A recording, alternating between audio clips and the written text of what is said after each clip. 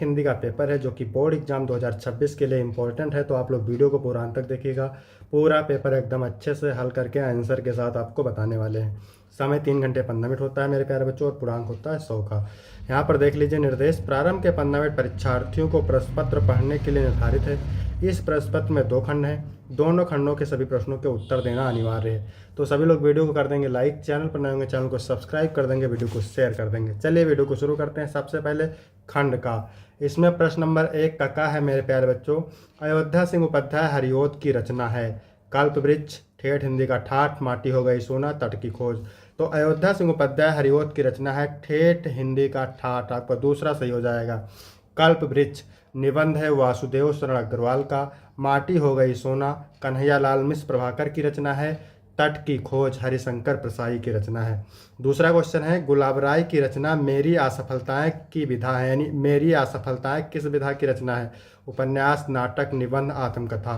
तो मेरी असफलताएं आत्मकथा विधा की रचना है। किसकी है मेरे प्यारे बच्चों? बाबू गुलाब राय की। यदि आपको इसका पीडीएफ चाहिए तो डिस्क्रिप्शन में टेलीग्राम की लिंक मिल जाएगी, वहां से टेलीग्राम ज्वाइन करेंगे, आपको पीडीएफ मिल जाएगी।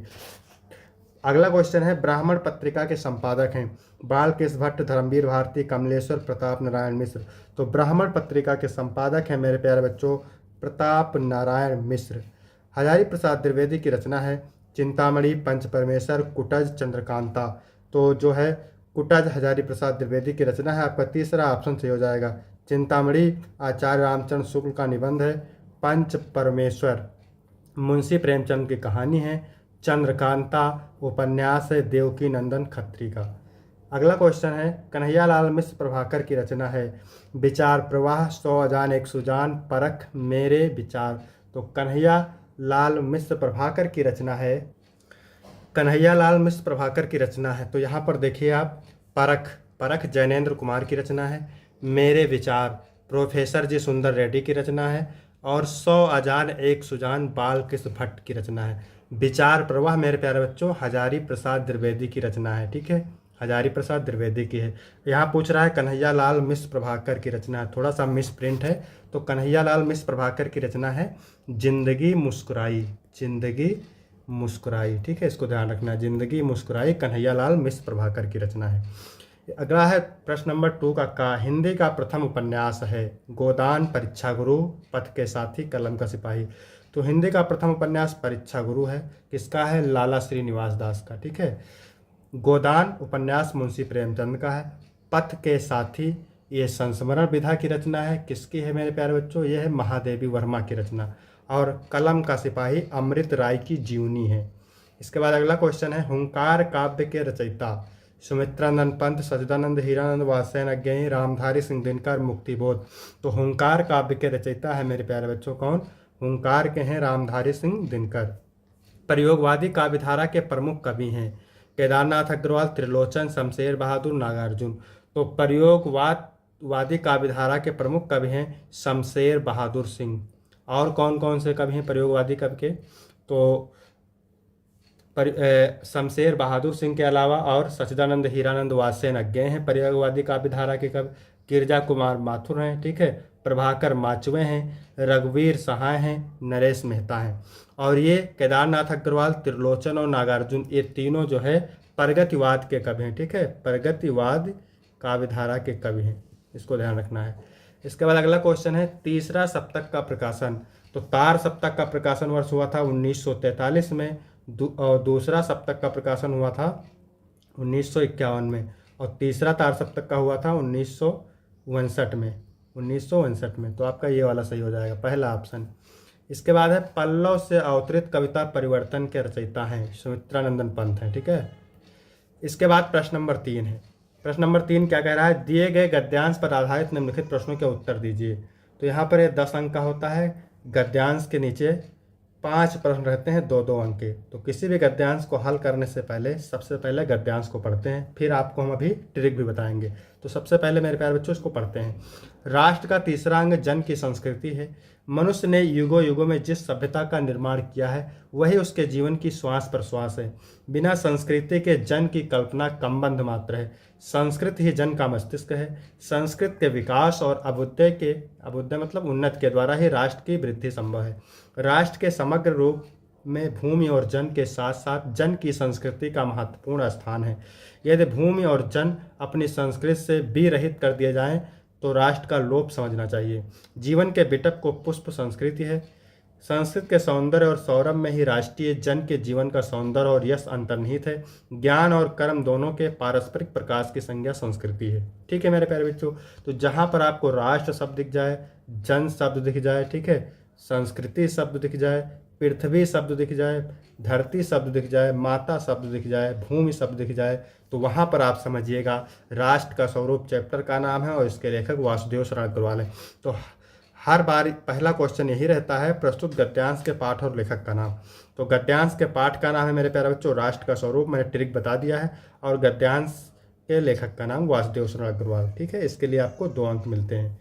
इसके बाद दूसरा क्वेश्चन क्या कह रहा है, संस्कृति के सौंदर्य और सौरभ में क्या अंतर्निहित है। तो अभी आपने पढ़ा था, ये देखिए यहाँ पे, संस्कृत के सौंदर्य और सौरभ में ही राष्ट्रीय जन के जीवन का सौंदर्य और यश अंतर्निहित है। केवल आपको पैराग्राफ को ध्यान से पढ़ना है, सारे उत्तर आपको ट्रिक लगाना है, मिल जाएंगे। संस्कृत के सौंदर्य और सौरभ में राष्ट्रीय जन के जीवन का सौंदर्य और यश अंतर्निहित है। फिर है राष्ट्र का तीसरा अंग क्या है। तो राष्ट्र का तीसरा अंग है संस्कृति। ठीक है, राष्ट्र का तीसरा अंग क्या है मेरे प्यारे बच्चों, संस्कृति। राष्ट्र का तीसरा अंग संस्कृति है। राष्ट्र, जन और संस्कृति। ठीक है, राष्ट्र, जन और संस्कृति, तो राष्ट्र का तीसरा अंग संस्कृति है, जन की रहेगा। कब राष्ट्र का लोप समझना चाहिए। तो अभी आपने पढ़ा था, यदि भूमि और जन अपनी संस्कृति से विरहित कर दिए जाएं तो राष्ट्र का लोप समझना चाहिए। देख सकते हैं आप, यहाँ पे उत्तर लिखा हुआ है। ठीक है, यदि भूमि और जन अपनी संस्कृति से विरहित कर दिए जाएं तो राष्ट्र का लोप समझना चाहिए मेरे प्यारे बच्चों। फिर है रेखांकित अंश की व्याख्या। तो व्याख्या किसके करना है, देखिए ये जिसकी रेखा खींची हुई यहाँ से लेकर के मेरे प्यारे बच्चों और यहाँ तक। तो चलिए देखते हैं, मैंने बहुत ही आसान शब्दों में व्याख्या लिखा है। ठीक है, सभी लोग वीडियो को लाइक करेंगे, हेडिंग डालेंगे रेखांकित अंश की व्याख्या। वास्तव में संस्कृत मनुष्य का मस्तिष्क है और मनुष्य के जीवन में मस्तिष्क सर्वाधिक महत्वपूर्ण अंग है, क्योंकि मानव शरीर का संचालन और नियंत्रण उसी से होता है। जिस प्रकार से मस्तिष्क से रहित धड़ को व्यक्त नहीं कहा जा सकता है, अर्थात मस्तिष्क के बिना मनुष्य की कल्पना नहीं की जा सकती है, उसी प्रकार संस्कृति के बिना भी मानव जीवन की कल्पना नहीं की जा सकती है। इसलिए संस्कृत के विकास और उसकी उन्नति में ही किसी राष्ट्र का विकास, उन्नति और समृद्धि निहित है। आप लोग वीडियो को पूरा लास्ट तक देखिएगा। अभी आपको इम्पोर्टेंट कहानी, इम्पोर्टेंट जीवन परिचय सब कुछ आपको बताने वाले हैं, इंपॉर्टेंट निबंध। ठीक है, और PDF भी मिलेगा इसको। फिर अथवा करके 2 पूछता आपको, 1 करना रहता है। ठीक है, तो दूसरा वाला भी देखते हैं। निंदा। निंदा कुछ लोगों की पूंजी होती है, बड़ा लंबा चौड़ा व्यापार फैलाते हैं वह इस पूंजी से। कई लोगों की प्रतिष्ठा ही दूसरों की कलंक कथाओं के प्रायण पर आधारित होती है। प्रायण का मतलब व्यवहार। बड़े रस विभोर होकर वे जिस तिस को सत्य कल्पित कलंक कथा सुनाते हैं और स्वयं को पूर्ण संत समझने समझाने की तुष्टि का अनुभव करते हैं। देखिए यहाँ पर, जहाँ पर निंदा की बात हो, निंदा की बात हो और निंदा शब्द आ जाए, ठीक है, निंदा कुछ लोगों की पूंजी होती है, निंदा की बात हो और निंदा शब्द आ जाए तो वहाँ पर आप समझिएगा मेरे प्यारे बच्चों, ये निंदा रस पाठ का नाम है और हरिशंकर प्रसाई इसके लेखक है। थोड़ा सा उल्टा लिख गया है। ठीक है, प्रस्तुत गद्यांश के लेखक और पाठ का नाम, तो पाठ का नाम निंदा रस है और लेखक का नाम है हरिशंकर प्रसाई। तो इसके लिए आपको 2 अंक मिलेगा, इसको ध्यान रखना है। निंदा शब्द को ध्यान रखना है, निंदा की बात हो। ठीक है, फिर है रेखांकित अंश की व्याख्या। तो व्याख्या किसकी करना है, देखिए निंदा कुछ लोगों की पूंजी होती है, बड़ा लंबा चौड़ा व्यापार फैलाते हैं वह इस पूंजी से। तो चलिए देखते हैं इसकी व्याख्या। कुछ लोग निंदा को इस प्रकार महत्व देते हैं जैसे व्यापारी अपनी पूंजी को महत्व देता है। यानी कुछ लोग निंदा को इस प्रकार महत्व देते हैं, जो निंदित व्यक्ति होते हैं, ईर्ष्यालु व्यक्ति होते हैं, वह निंदा को इस प्रकार महत्व देते हैं जैसे व्यापारी अपनी पूंजी को महत्व देता है। वह निंदा को अपनी पूंजी समझते हुए व्यापार बढ़ाने में लगे रहते हैं, जबकि इससे कोई लाभ होने वाला नहीं है। निंदा किसकी पूंजी होती है, निंदा कुछ लोगों की पूंजी की तरह होती है, निंदा कुछ लोगों की पूंजी की तरह होती है। फिर है सत्य कल्पित कलंक कथा का अर्थ स्पष्ट कीजिए। तो सत्य कल्पित कलंक कथा का अर्थ सच्ची काल्पनिक कलंकपूर्ण घटना, यानी सत्य कल्पित मतलब सच्ची काल्पनिक कलंकपूर्ण घटना। ठीक है, कलंक कथा का मतलब कलंकपूर्ण घटना, ऐसी कथा जिसकी केवल कल्पना की गई हो। प्रत्येक व्यक्ति की अधिक से अधिक सभी जगह निंदा करना है, उसके जीवन का प्रमुख लक्ष्य होता है। उनकी अवधारणा होती है कि वह जितनी अधिक निंदा करेंगे उतना ही लाभ उनको प्राप्त होगा। कुछ लोगों की प्रतिष्ठा का आधार क्या होता है, तो कुछ लोगों की प्रतिष्ठा का आधार केवल निंदा होता है। कुछ लोगों की प्रतिष्ठा का आधार केवल निंदा होता है। चौथा नंबर है दिए गए पद्यांश पर आधारित निम्नलिखित प्रश्नों के उत्तर दीजिए। भी मेरे प्यारे बच्चों 10 अंक का होता है। पद्यांश के नीचे 5 प्रश्न होते हैं, आपको पद्यांश को पढ़ करके उत्तर देना रहता है। तो मेरे प्यारे नौ जलद से कंज से नेत्र वाले, यानी मेरे प्यारे श्री कृष्ण, नौ जलद मतलब नवीन बादल के समान, कंज से कमल के समान, नेत्र वाले यानी नवीन बादल के समान और कमल के समान नेत्र वाले मेरे प्यारे श्री कृष्ण, जाके आए ना मधुबन से ओ ना भेजा संदेशा, यानी मथुरा जाने के बाद वहाँ से ना वापस आए और ना ही मेरे लिए कोई संदेश भेजा। ये बात कौन कह रहा है? राधा कह रही है पवन से। मैं रो रो के प्रिय बिरह से बावली हो रही, राधा कहती है कि मैं अपने प्रियतम के वियोग में रो रो करके पागल हो गई हूँ। जाके सब दुख कथा तू श्याम को सुना दे, जा करके तुम मेरी सारे दुख भरी कहानी श्री कृष्ण को सुना देना। तो ये पवन दूत का चैप्टर से लिया गया है। अयोध्या सिंह उपाध्याय हरिओद इसके कवि हैं। पवन दूत का द्वारा किसने किसको संदेश भेजा है? तो पवन दूत का द्वारा राधा ने श्री कृष्ण को संदेश भेजा है। व्याख्या मैंने बता ही दिया है। प्रस्तुत पद्यांश में श्री कृष्ण के सौंदर्य का वर्णन किस प्रकार किया गया है? तो प्रस्तुत पद्यांश में राधा के अनुसार श्री कृष्ण के नेत्र नवीन बादलों के समान पनीले मनोहारी हैं। ठीक है, राधा का प्रेम उनके प्राण प्रिय श्री कृष्ण के वियोग में व्याकुल है। प्रस्तुत पद्यांश में प्रयुक्त रस था उसका स्थायी भाव लिखिए। तो श्रृंगार रस है, स्थायी भाव क्या है? रति है। ठीक है, फिर इसमें भी दो कर अथवा करके पूछता है, एक करना रहता है आपको। मैं नीर भरी दुख की बदले स्पंदन में चिर निस्पंदन बसा, क्रंदन में आहत विश्व हंसा, नयनों में दीपक से जलते, पलकों में निर्झरणी मछली। तो यहाँ पर देखिए ये गीत से लिया गया है और कवयित्री महादेवी वर्मा है। ठीक है, रेखांकित अंश की व्याख्या पूछ रहा है, तो व्याख्या करना है मैं नीर भरी दुख की बदली। तो चलिए व्याख्या देखते हैं इसकी। कवयित्री महादेवी वर्मा का कहना है कि मैं नीर भरी दुख की बदली हूँ, अर्थात मेरा जीवन दुख की बदलियों से घिरा हुआ है। जिस प्रकार बदली आकाश में रहती है किंतु दूर दूर तक फैले हुए आकाश का कोई भी कोना उसका स्थायी निवास नहीं होता, वह तो इधर उधर भ्रमण करती रहती है, उसी प्रकार इस विस्तृत संसार में भी मेरा कहने के लिए मेरे पास कुछ भी नहीं है। मेरा तो इतना ही परिचय और इतना ही इतिहास है कि मैं कल आई थी और आज जा रही हूँ। अगला है नयनों में दीपक से जलते में कौन सा अलंकार है? तो इसमें रूपक अलंकार है। ठीक है, फिर है कवयित्री के निरंतर रुदन का क्या कारण है? कवयित्री के निरंतर रोने का क्या कारण है? तो प्रीतम से मिलने की व्याकुलता, प्रियतम से मिलने की व्याकुलता कवयित्री के निरंतर रुदन का कारण है। फिर है उपयुक्त पद्यांश में कवयित्री ने स्वयं को क्या बताया है? तो उपयुक्त प्रस्तुत पंक्तियों में कवयित्री ने स्वयं को दुख की बदली बताया है। अब यहाँ पर देखिए 5 का निम्नलिखित में से किसी एक लेखक का साहित्यिक परिचय देते हुए उनके प्रमुख कृतियों का उल्लेख कीजिए। 80 शब्द में होता है और 5 अंक का होता है। ठीक है, हरिशंकर प्रसाद, प्रोफेसर जी सुंदर रेड्डी, हजारी प्रसाद द्विवेदी, ये तीनों इंपॉर्टेंट है। तो अलग अलग मॉडल पेपर में आपको अलग अलग जीवन परिचय देखने को मिलेगा, लेकिन हम इसमें पढ़ने वाले हैं हजारी प्रसाद द्विवेदी का जीवन परिचय। आपको कैसे लिखना है पूरा बताएंगे, जैसे हमने यहाँ पे लिखा हुआ है वैसे आप लिखेंगे तो आपको पूरा गारंटी के साथ 5 अंक एग्जाम में मिलेगा। तो सबसे पहले आपको हेडिंग डालना है जीवन परिचय। आचार्य हजारी प्रसाद द्विवेदी का जन्म सन 1907 ईस्वी में बलिया जिले के दुबे का छपरा ग्राम में हुआ था। कहाँ हुआ था? बलिया जिले के दुबे का छपरा गांव में। इनके पिता का नाम श्री अनमोल द्विवेदी था। इनके पिता का नाम अनमोल द्विवेदी था और माता का नाम ज्योतिषमती देवी था। इन्होंने हिंदी एवं संस्कृत भाषाओं का गहन अध्ययन किया और सन 1930 ईस्वी में काशी विश्वविद्यालय से ज्योतिषाचार्य की परीक्षा उत्तीर्ण की और सन 1957 ईस्वी में भारत सरकार ने इन्हें पद्म भूषण की उपाधि से विभूषित किया। सन 1979 ईस्वी में रोग से पीड़ित होने के कारण यह महान साहित्यकार चिर निद्रा में हमेशा के लिए सो गया। इसके बाद हेडिंग डालेंगे साहित्यिक परिचय। ठीक है, साहित्यिक परिचय। आचार्य हजारी प्रसाद द्विवेदी साहित्य के प्रख्यात निबंधकार, आलोचक, संपादक, उपन्यासकार के अतिरिक्त एक कुशल वक्ता एवं एक सफल अध्यापक भी थे।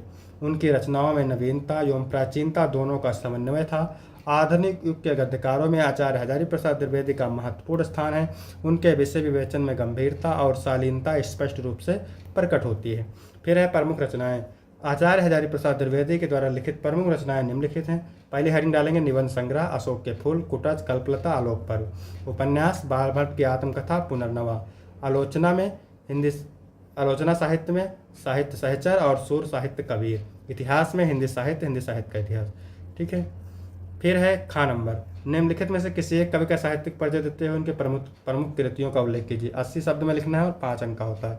मैथिली शरण गुप्त, रामधारी सिंह दिनकर और जयशंकर प्रसाद, तीनों इंपॉर्टेंट है, तो अलग अलग मॉडल पेपर में अलग अलग आपको साहित्यिक परिचय मिलेगा। ठीक है, तो इसमें देखते हैं हम जयशंकर प्रसाद का कैसे लिखना है आपको। हेडिंग डालना जीवन परिचय।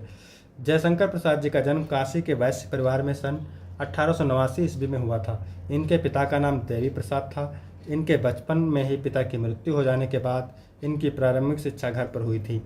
घर पर ही इन्होंने हिंदी, संस्कृत, उर्दू, फारसी आदि भाषाओं का गहन अध्ययन किया। इनकी आर्थिक स्थिति बहुत खराब थी। क्षय रोग से पीड़ित होने के कारण सन 1937 ईस्वी में अल्पायु में ही इस महान साहित्यकार का स्वर्गवास हो गया। फिर हेडिंग डालेंगे साहित्यिक परिचय। जयशंकर प्रसाद जी छायावाद के प्रवर्तक थे। इन्होंने अपनी रचनाओं में हिंदी को समृद्ध किया। जयशंकर प्रसाद जी एक कवि ही नहीं बल्कि नाटककार, उपन्यासकार, कहानीकार तथा निबंधकार भी थे। इनके काव्य में प्रेम और सौंदर्य का चित्रण होता है। यह अनेक विषयों तथा भाषाओं के प्रकांड विद्वान थे। रचनाओं में लिखेंगे आंसू, लहर, झरना, कामायनी, आंधी, इंद्रजाल, आकाशदीप, एक घूंट, कामना, कंकाल, तितली, इरावती। फिर अगला क्वेश्चन है पंचलाइट कहानी का सारांश। ये भी 80 शब्दों में लिखना रहता है, 5 अंक का होता है। ठीक है, अथवा बहादुर कहानी की कथावस्तु का सारांश लिखिए, ये भी 80 शब्द में है, एक करना रहता है। तो इसमें हम देखने वाले हैं पंचलाइट कहानी का सारांश। अगली मॉडल पेपर में हम देखेंगे बहादुर कहानी। तो यहाँ पर देखिए सारांश आपको कैसे लिखना है। महतो टोली के लोग चंदे का पैसा एकत्र करके रामनवमी के दिन मेले से पंचलाइट खरीद कर लाते हैं, क्योंकि उस मोहल्ले के लिए पंचलाइट एक नई वस्तु है। इसलिए पंचों के द्वारा लाए जाने पर पूरे मोहल्ले में कौतूहल है। हर आदमी इसके बारे में जानना चाहता है। जब उसे लाया जाता है तो पूजन की व्यवस्था की जाती है, कीर्तनकार आते हैं, औरतें भी हमारे खुशी के गीत गाने लगती हैं, लेकिन उसे जलाना कोई नहीं जानता है, इसलिए सब दुखी हो जाते हैं। दूसरी पंचायत के द्वारा उनकी हंसी भी उड़ाई जाती है। मुनरी जब यह देखती है कि कोई उसे जला नहीं पा रहा है तो वह अपनी सहेली कनेली के माध्यम से गोधन के नाम का प्रस्ताव रखती है, किंतु गोधन को पंचायत द्वारा निकाल दिया गया है, क्योंकि वह मुनरी के घर के पास आकर फिल्मी गाना गाता था। फिर भी समस्या को ध्यान में रखकर छड़ीदार उसे बुलाने जाते हैं, लेकिन वह नहीं आते हैं। दूसरी बार गुल्ली काकी उसे बुलाने जाती है तो वह आ जाता है। उसके आने पर सभी के चेहरे खिल जाते हैं, सब प्रसन्न हो जाते हैं। वह इसलिए कि पंचलाइट अब जल जाएगा। गोधन आकर कहता है कि ठीक है, हम इसे जला देंगे, लेकिन थोड़ी सी स्प्रिट दे दो। इस पंचायत में स्प्रिट है नहीं। मुनरी गरी का तेल ला कर देती है और गोधन पंचलाइट जला देता है। सब लोग प्रसन्न हो जाते हैं, जिनके कारण पंचायत द्वारा उसके समस्त गुनाह माफ़ कर दिए जाते हैं। उससे कहा जाता है कि अब तुम फिल्मी गाना गा सकते हो। पंचायत के सभी लोग अति प्रसन्न हो जाते हैं। फिर 7 नंबर है 100 पठित खंडकाव्य के आधार पर किसी एक खंड के एक प्रश्न का उत्तर दीजिए, 80 शब्द में और 5 अंक का। ठीक है, तो ये अलग अलग जिले के लिए अलग अलग खंडकाव्य होता है, तो इसको आप तैयार करेंगे। फिर है खंड खा। खंड खा में 8 का नंबर है निम्नलिखित संस्कृत गद्यांशों में से किसी एक का संदर्भ से हिंदी में बात कीजिए। 7 अंक का होता है मेरे प्यारे बच्चों। ठीक है, 2 पैराग्राफ पूछे जाते हैं, आपको अथवा करके एक करना रहता है। 5 अंक के लिए अनुवाद के मिलेंगे और 2 अंक संदर्भ के मिलेंगे, पूरे 7 अंक मिलेंगे। चलिए इसको पढ़ लेते हैं। दूसरा चैप्टर है संस्कृत साहित्यम सरसम व्याकरण च सुनिश्चितम। संस्कृत का साहित्य सरस और व्याकरण सुनिश्चित है। संस्कृत का साहित्य सरस और व्याकरण सुनिश्चित है। कस्य माने इसके, गद्य पद्य च इसके गद्य और पद्य में, लालित्यम माने लालित्य, भाव माने भावों को, बोध माने समझने की, सामर्थ्य माने शक्ति, अद्वितीय है। श्रुति माधुर्य चावर्त्य और सुनने की मधुरता है, यानी उसके गद्य और पद्य में लालित्य, भावों को समझने की शक्ति और सुनने की अद्वितीय मधुरता है। किम बहुना, अधिक क्या कहना। चरित्र, यहाँ रहेगा चरित्र, चरित्र निर्माणार्थ यादर्शी सत्य प्रेरणा संस्कृत वांग्मयम ददाति, यानी अधिक क्या कहना, चरित्र के निर्माण में जैसी सत्य प्रेरणा संस्कृत साहित्य ददाति मान देता है, ना तादर्शीम किंच दन्यत, वैसी प्रेरणा कोई भी साहित्य नहीं देता है। मूलभूतानाम, मूलभूत, मानवीय गुणानाम, मानवीय गुणों की, यादृशी माने जैसे, विवेचना माने विवेचना, संस्कृत साहित्य वर्तते, संस्कृत साहित्य में है, ना यत्र तादर्शी, वैसी विवेचना किसी भी साहित्य में नहीं है। संदर्भ लिखना है। प्रस्तुत गद्यांश हमारी पाठ्यपुस्तक संस्कृत दिग्दर्शिका के संस्कृत भाषा महत्तम नामक पाठ से अवतरित है। यहाँ पे आप देख सकते हैं अनुवाद। फिर अथवा करके दिया हुआ है। महामना विद्वान वक्ता धार्मिक नेता पटु पत्रकार आसित, यानी महामना मदन मोहन मालवीय विद्वान वक्ता, ठीक है, धार्मिको नेता यानी धार्मिक नेता, और पट माने कुशल या चतुर, पत्रकार आसीत माने थे। महामना विद्वान वक्ता, धार्मिक नेता और कुशल पत्रकार थे। परमस्य सर्वोच्च गुणा जन सेवयो आसीत, यानी उनका सर्वोच्च गुण लोगों की सेवा ही था, ठीक है, यानी किंतु जनसेवा ही इनका सर्वोच्च गुण था। परम माने किंतु, जन सेवयो माने जन सेवा यानी लोगों की सेवा ही उनका सर्वोच्च गुण माने सर्वोच्च गुण आसीत माने था। यत्र कुत्रापि, ये जहाँ कहीं भी, अयम माने ये, यत्र माने जहाँ, कुत्राप माने कहीं भी, जनान माने लोगों को, दुखितान माने दुखी, पीड़े माने पीड़ित, पश्चात माने देखते थे। ये जहाँ कहीं भी लोगों को दुखी और पीड़ित देखते थे, तत्र एव वहीं, सा माने वह, शीघ्र में माने शीघ्र ही, उपस्थिता माने उपस्थित होकर के, सर्वविधम माने सभी प्रकार से, सहायता आक्रोश सहायता करते थे। वह वहाँ शीघ्र ही उपस्थित होकर के सभी प्रकार से सहायता करते थे। प्राणी सेवा अस्य स्वभाव अयवासीत, यानी प्राणियों की सेवा उनका स्वभाव था। संदर्भ लिखेंगे, प्रस्तुत गद्यांश हमारी पाठ्यपुस्तक संस्कृत दशका के महामना मालवीय पाठ से अवतरित है। इसके बाद ये भी 7 नंबर का होता है। खा नंबर, निम्नलिखित संस्कृत श्लोकों में से किसी एक का श्लोक का संदर्भ सहित हिंदी में बात कीजिए, ठीक है। कितने अंक का होता है? 7 अंक का। जल बिंदु निपातेन करमसा पूर्यते घटा, यानी जल की बिंदु माने बूंद, निपातेन माने गिरने से, करमसा माने करमसा, पूर्यते घटा घड़ा भर जाता है। जल की बूंद गिरने से करमसा घड़ा भर जाता है। सर्व विधाना माने सभी विधानों में, धर्म का और धन का यही कारण है, ठीक है। संदर्भ लिखेंगे, प्रस्तुत श्लोक हमारी पाठ्यपुस्तक संस्कृत दिनदर्शिका के सुभाषित रत्नान नामक पाठ से अवतरित है। फिर अथवा करके देखेंगे, ये जातक कथा से लिया गया। कहाँ से लिया गया है? जातक कथा से लिया गया है। ना मैं रोस्ते भद्रम वह उल्लूकस्य विशेषणम, ठीक है। तुम्हारा उल्लू का राज्याभिषेक मुझे अच्छा नहीं लगता। उल्लूकस्य विशेषणम मतलब उल्लू का राज्याभिषेक। ना मैं रोस्ते मुझे अच्छा नहीं लगता, तुम्हारा उल्लू का राज्याभिषेक मुझे अच्छा नहीं लगता। अक्रोधस्य मुख्यम पसम, इस क्रोधहीन का मुख देखो। कथम क्रुद्धो भविष्यत्, क्रोध करने पर यह कैसा होगा, ठीक है। 9 नंबर में है, निम्नलिखित में से किन्हीं 2 प्रश्नों के उत्तर दीजिए। 4 अंक का पूछता है, 2 प्रश्न करने रहते हैं, 4 प्रश्न दिए रहते हैं, ठीक है। संस्कृत से गौरवम दृष्टवा दंडना किम उक्तम, दंडेना उक्तम संस्कृत नाम देवी वाग वाक्यंता महर्षि। केन अमृतस्य आशा नास्ति, वित्तेन अमृतस्य आशा नास्ति। वर्षा काले नगेंद्रा कीर्षा भवन्ति, वर्षा काले नगेंद्रा रम्या भवन्ति। अब यहाँ पर देखिए 10 का खा और गा में रस अलंकार छंद पूछता है, 2-2 अंक यानी 6 अंक का, ठीक है। तो इसका आपको अलग से वीडियो आपको मिल जाएगा, इंपॉर्टेंट रस अलंकार छंद का। फिर है 11 नंबर, निम्नलिखित में से किसी एक विषय पर निबंध, साहित्य और समाज, प्रदूषण की समस्या और समाधान, आतंकवाद मानवता के विकास में बाधक है, विज्ञान वरदान या अभिशाप। 9 नंबर का पूछता है। फिर है 12 का पहला, नयनम का संधि विच्छेद। तो नयनम का संधि विच्छेद ने प्लस अनम होता है। कलाविव का संधि विच्छेद कलो प्लस यू होता है। वृद्धा का संधि विच्छेद वृद्ध प्लस धा होता है। निम्नलिखित में किसी एक पद का समास का नाम लिखिए। तो अनुरूपम, अनुरूप में कौन सा समास है? अव्ययीभाव समास है, ठीक है। भरपेट में भी अव्ययीभाव समास है। 13 नंबर है, बैंक में खाता खोलने के लिए बैंक प्रबंधक को पत्र लिखिए। 8 नंबर, अथवा अपनी गली मोहल्ले की नालियों की समुचित सफाई के लिए नगर निगम के स्वास्थ्य अधिकारी को पत्र लिखिए। दोनों इंपॉर्टेंट है, तो यहाँ पर मैंने प्रार्थना पत्र लिख रखा, आपको बता देते हैं। सेवा में स्वास्थ्य अधिकारी महोदय, नगर निगम आपके शहर का नाम यहाँ पर लिख देना है, विषय लिख देना है मोहल्ले की नालियों की सफाई है तो अनुरोध, फिर लिखना है महाशय। सविनय निवेदन है कि मैं आपका नाम, आपके मोहल्ले वार्ड का नाम, ठीक है, का निवासी हूँ। हमारे मोहल्ले की नालियाँ कई दिनों से साफ नहीं की गई हैं, जिसके कारण गंदगी जमा हो गई है। नालियों में कचरा और गंदा पानी रुक जाने के कारण मच्छरों और दुर्गंध की समस्या उत्पन्न हो गई है। इस कारण संक्रामक बीमारियां के फैलने की आशंका भी बढ़ गई है।